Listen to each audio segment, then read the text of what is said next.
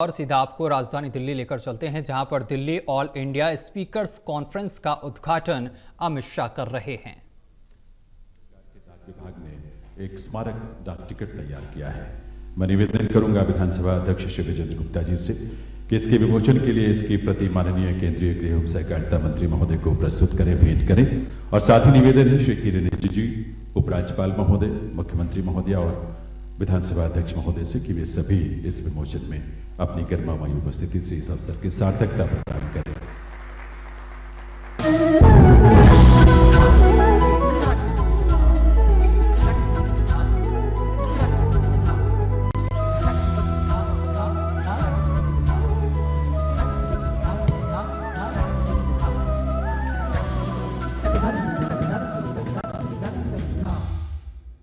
बहुत बहुत आभार मुख्य अतिथि महोदय का। मैं निवेदन करूंगा दिल्ली विधानसभा के अध्यक्ष श्री विजेंद्र गुप्ता जी से कि वे इस अवसर पर अपने स्वागत संबोधन के लिए पधारें।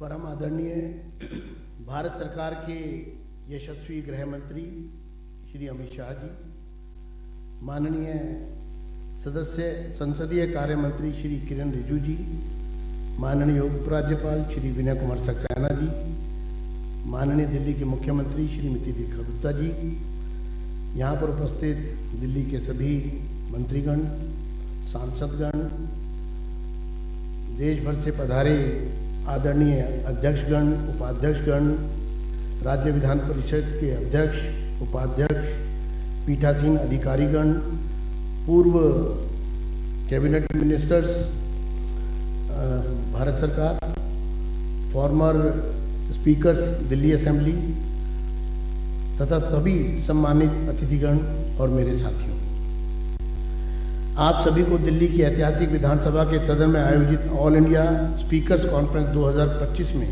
हार्दिक स्वागत करना मेरे लिए परम सौभाग्य और गर्व का विषय है। यह वही विधानसभा है जिसे इतिहास ने पवित्र किया है और जहां समय समय पर महान नेताओं की आवाज गूंजी है। आज इस ऐतिहासिक स्थल पर भारतीय लोकतंत्र की जड़ों को और अधिक मजबूत करने का यह अवसर प्राप्त हुआ है।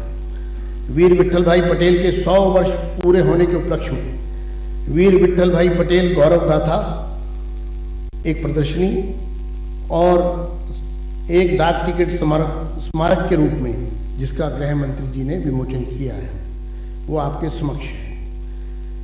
यह पहल उनके प्रथम निर्वाचित भारतीय अध्यक्ष के रूप में अग्रणी योगदान को श्रद्धांजलि देती है और भारत की संसदीय लोकतंत्र की संरचना में उनकी महत्वपूर्ण योगदान को प्रदर्शित करता है।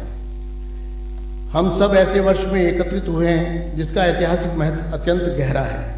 आज से ठीक 100 साल पहले इसी समय 11 बजे सदन लगा था। ठीक इसी समय 24 अगस्त 1925 में श्री विट्ठल भाई पटेल के केंद्रीय विधानसभा के पहले भारतीय अध्यक्ष के रूप में निर्वाचित हुए थे। उनका निर्वाचन मात्र प्रतीकात्मक विजय नहीं था, बल्कि हमारे स्वशासन के राष्ट्रीय सफर में एक मील का पत्थर था। अपने कार्यकाल में विट्ठल भाई पटेल जी ने अध्यक्षीय पद की गरिमा, निष्पक्षता और साहस से परिभाषित किया। उन्होंने सिद्ध किया कि स्पीकर किसी दल का प्रतिनिधि नहीं, बल्कि सदन की गरिमा और मर्यादा के निष्पक्ष संरक्षक होते हैं। जिस प्रकार सरदार वल्लभ भाई पटेल ने भारत को राजनीतिक एकता प्रदान की, वहीं उनके बड़े भाई विट्ठल भाई पटेल ने हमारी विधानसभाओं में लोकतांत्रिक आत्मा का संचार किया।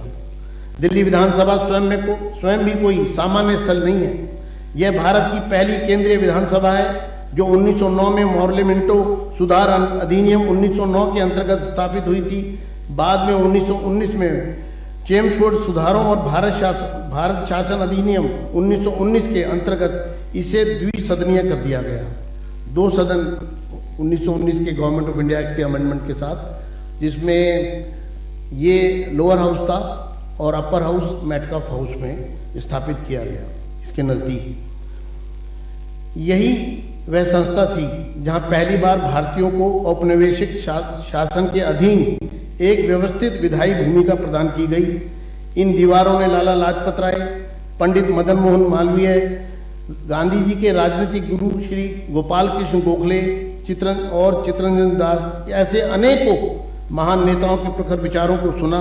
ये पावन धरती हमें याद दिलाती है कि आज का हमारा लोकतंत्र साम्राज्य की कोई भेंट नहीं है, बल्कि यह विचारों की बहस से गढ़ा गया, बलिदान से पवित्र किया गया और साहस से सुरक्षित किया गया लोकतंत्र है। माननीय सदस्यों, इस विरासत से प्रेरणा लेते हुए हमें आज के परिप्रेक्ष्य में विधानसभाओं की भूमिका का पुनः मूल्यांकन भी करना होगा। किसी विधानसभा की असली शक्ति इस बात में नहीं कि वह कितने कानून पारित करती है, बल्कि इस बात में है कि उनकी बहस कितनी सार्थक है, उनकी समितियां कितनी गंभीर और निष्पक्ष समीक्षा करती हैं और वह जनता के प्रति कितनी जवाबदेह हैं।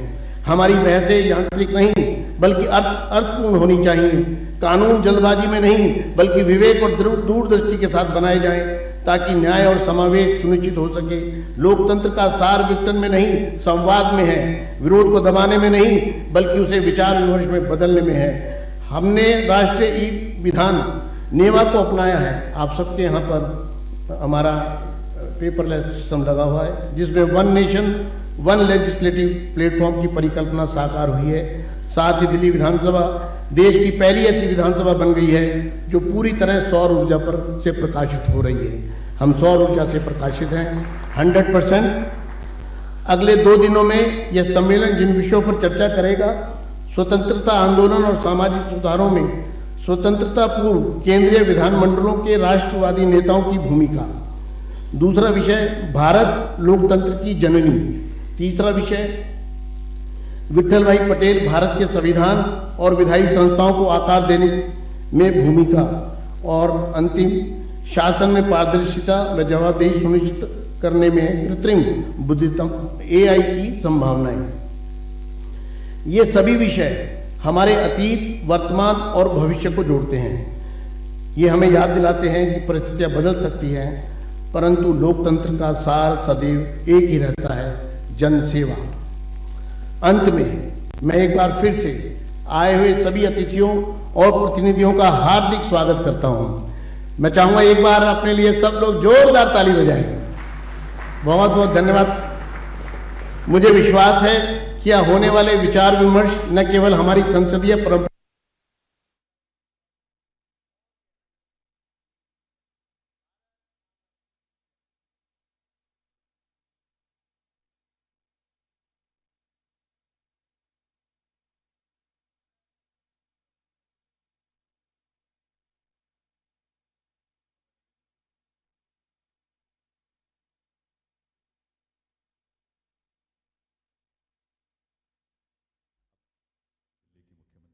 श्रीमती रेखा गुप्ता जी से वे अपने संबोधन के लिए पधारें। यहाँ पर उपस्थित सभी आदरणीय जनों को मेरा बहुत बहुत प्रणाम।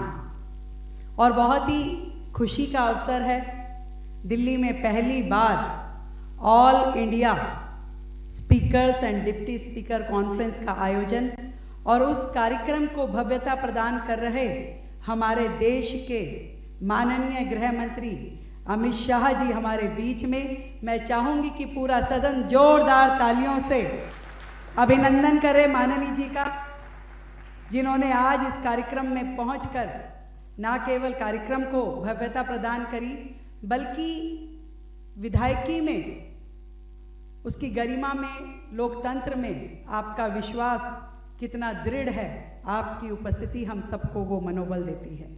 मैं स्वागत करना चाहूँगी आदरणीय माननीय केंद्रीय संसदीय कार्य मंत्री श्रीमान किरण रिजिजू जी का, जो आज हमारे बीच में पधारे हैं।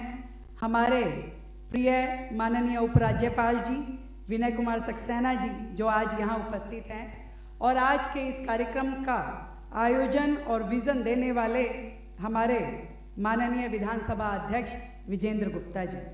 स्वागत है आदरणीय सभी सांसदों का, हमारे माननीय विधायकों का, और देश के कोने कोने से आए, प्रत्येक राज्य से आए हुए माननीय स्पीकर महोदय और डिप्टी स्पीकर महोदय और सभी सेक्रेटरी गण।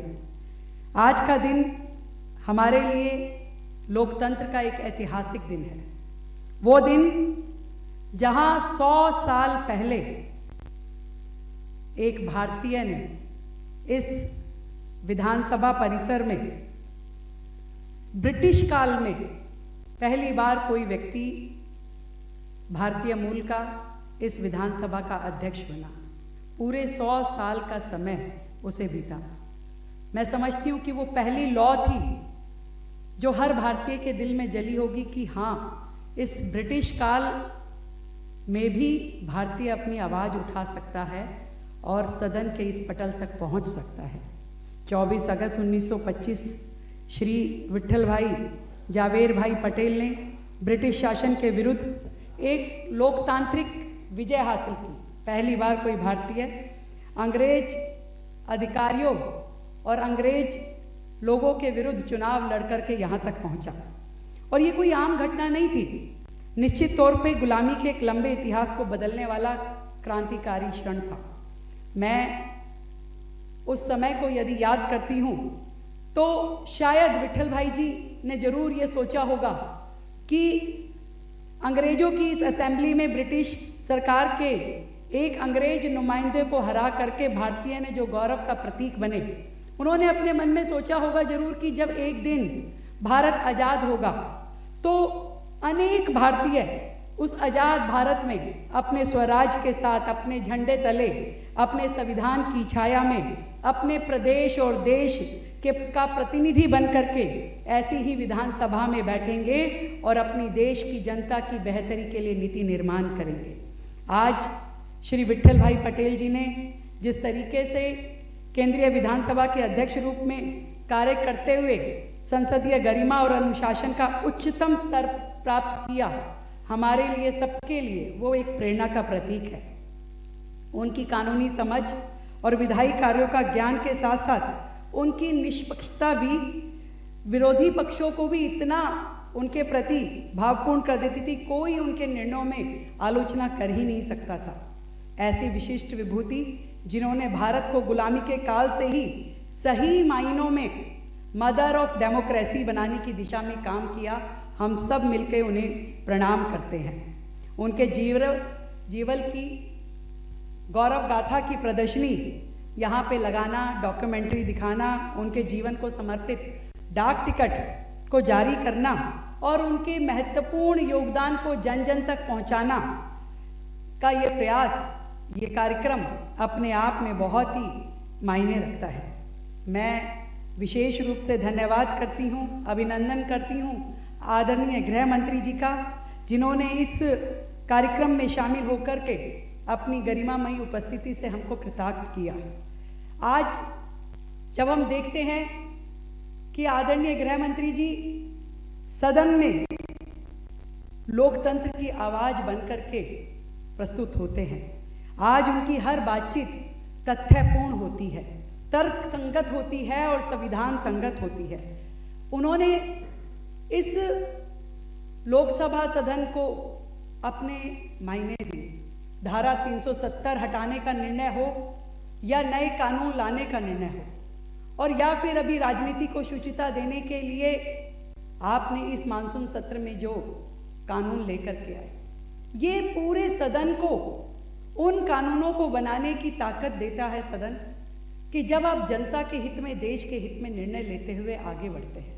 आपने जिस तरीके से लगातार लोकतंत्र की रक्षा करते हुए काम किया है, वो हम सभी प्रतिनिधियों के लिए एक बहुत बड़ा दिशा निर्देश है। आपका वैदिक ज्ञान, विधायी कार्यों में आपकी गहन समझ और देश के लिए समय समय पे आपने जिस तरीके से प्रभावी वक्तव्य दिए, वो ना केवल देश की सरकार और देश की संसद का देश की जनता में बेहतर विश्वास पैदा करता है। मैं आए हुए सभी अतिथियों को बहुत बहुत साधुवाद देती हूँ कि आप समय निकाल करके इस कॉन्फ्रेंस में आए। ये एक ऐतिहासिक क्षण है और इस क्षण के साक्षी हम सब लोग बन पाए, ये हमारे लिए भी सौभाग्य की बात है।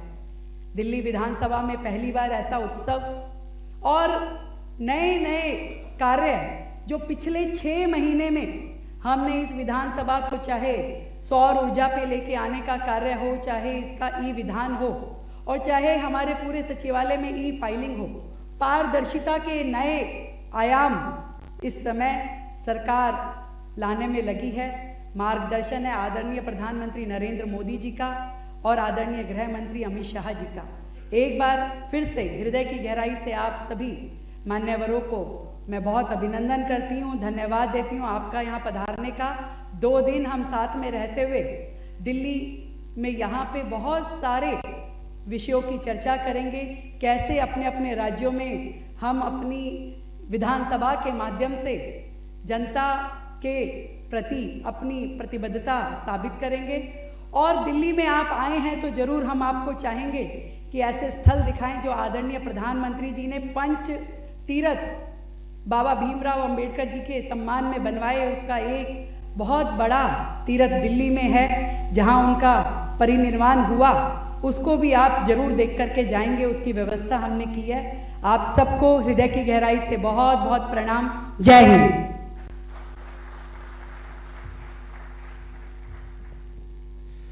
आभार माननीय मुख्यमंत्री श्रीमती रेखा गुप्ता जी का।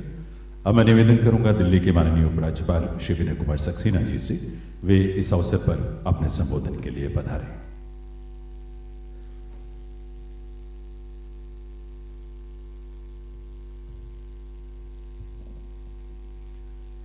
माननीय केंद्रीय गृह एवं सहकारिता मंत्री श्री अमित शाह जी, माननीय केंद्रीय संसदीय कार्य मंत्री श्री किरण रिजिजू जी, माननीय मुख्यमंत्री श्रीमती रेखा गुप्ता जी, माननीय अध्यक्ष दिल्ली विधानसभा श्री विजेंद्र गुप्ता जी, माननीय उपाध्यक्ष दिल्ली विधानसभा श्री मोहन सिंह बिष्ट जी एवं विभिन्न राज्यों से यहाँ उपस्थित सम्मानीय पीठासीन सभापति और अध्यक्षगण, आज ऑल इंडिया स्पीकर्स कॉन्फ्रेंस 2025 के इस महत्वपूर्ण अवसर पर आप सभी का हृदय से स्वागत करते हुए मुझे बहुत प्रसन्नता हो रही है। ये 2 दिवसीय अखिल भारतीय सम्मेलन भारतीय लोकतंत्र की शक्ति, निरंतरता एवं संजीवता का उत्सव है। हमारी संसद, विधानसभाएं एवं विधान परिषदें भारत की लोकतांत्रिक शासन व्यवस्था की आधारशिला हैं और आप सभी इन निर्वाचित निकायों के पीठासीन अधिकारी होने के नाते हमारी लोकतंत्र संरचना को सुदृढ़ और सशक्त बनाने की बड़ी जिम्मेदारी का निर्वहन करते हैं। This historic and magnificent building where we have gathered today used to house the Imperial Legislative Council and Central Legislative Assembly, the then Parliament of India from 1912 to 1926. It was this building that Shri Vallabhbhai Patel served as the presiding officer of the Central Legislative Assembly. Being present in this historic complex today is a matter of pride for us. माननीय गणमान्यजन, भारतीय संसद, हमारे विधानसभा और विधान परिषद 140 करोड़ भारतीयों की आकांक्षाओं, अभिलाषाओं और मन स्थिति का प्रतिनिधित्व करती हैं। ये लेजिस्लेटिव बॉडीज कठिन संघर्षों और संग्राम से अर्जित स्वतंत्रता और लोकतंत्र की जीती जागती मिसाल है। वर्तमान में भारतीय विधायी निकायों का जो स्वरूप आज हम सब देख रहे हैं, उसकी यात्रा चुनौतीपूर्ण रही है। Origins of the modern day legislative process in India can be traced back to the Royal Charter of 1601, which authorized the East India Company to make, ordain and constitute such and so many laws, constitutions, orders and ordinances as shall seem necessary and convenient for the good government. Calcutta British Indian association ने वर्ष 1852 में भारत में एक विधानमंडल की स्थापना हेतु British संसद को प्रार्थना पत्र लिखा था। संभवतः यह पहला अवसर था जब विधायी सुधारों के विषय पर भारतीय मत को स्पष्ट रूप से व्यक्त किया गया था। चार्टर एक्ट 1853 के साथ विधायी परिषद की कार्रवाई में चर्चाएं लिखित रूप में न होकर मौखिक रूप में होने लगी और विधानमंडल को अपने स्वयं के नियम एवं कार्यप्रणाली बनाने का अधिकार मिला।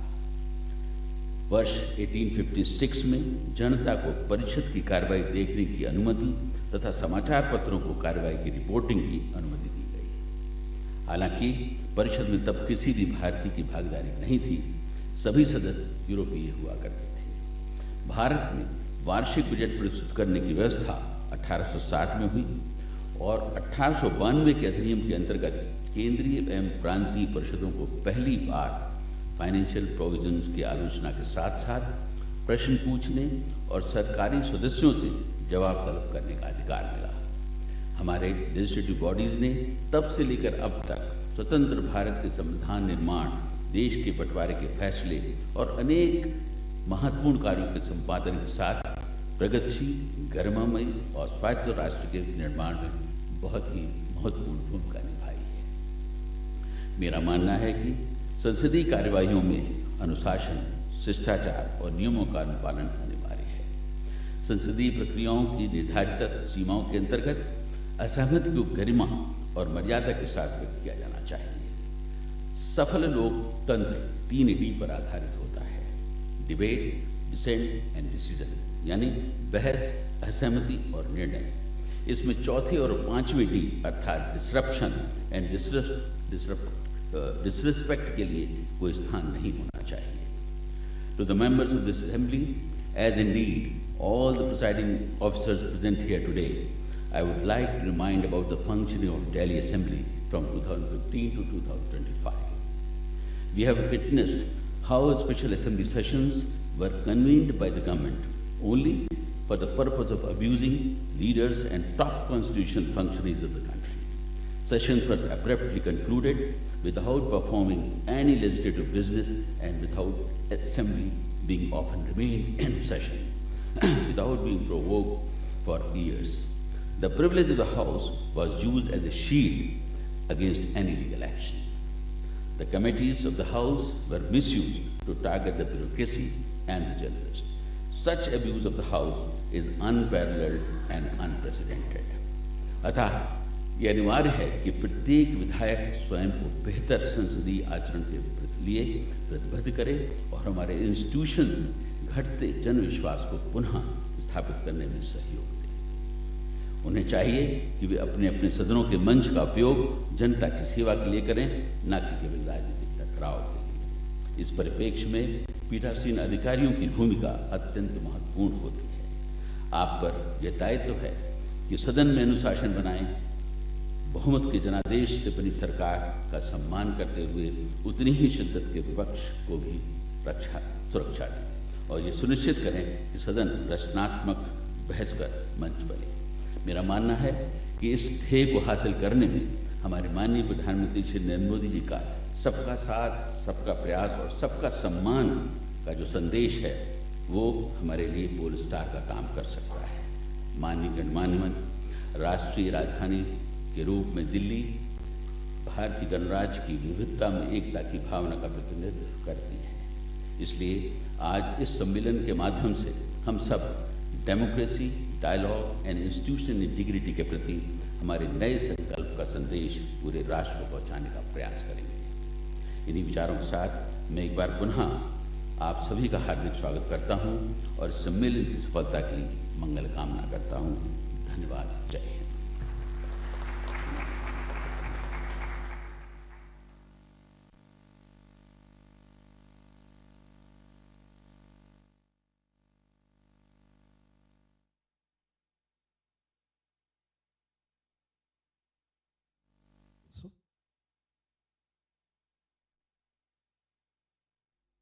देवी सज्जनों, आज के इस आयोजन में केंद्रीय संसदीय कार्य मंत्री माननीय श्री किरेन रिजिजू जी का विशेष गरिमामयी उपस्थिति है। मैं उनसे अब निवेदन करूंगा कि वे अपने संबोधन के लिए पधारें।